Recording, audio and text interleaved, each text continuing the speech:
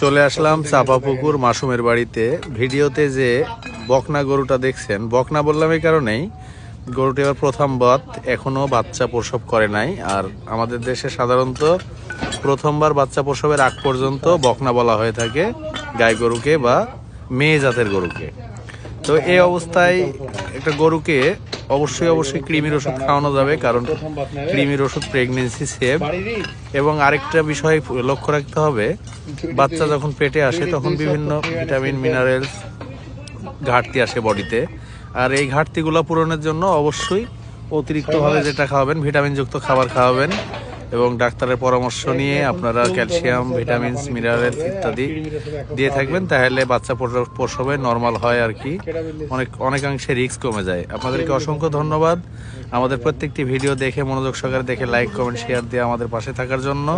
গরু ছাগল সংক্রান্ত যে কোনো বিষয়ের জন্য ফোন দেবেন, ফেসবুক বায়োতে নাম্বার দেওয়া আছে।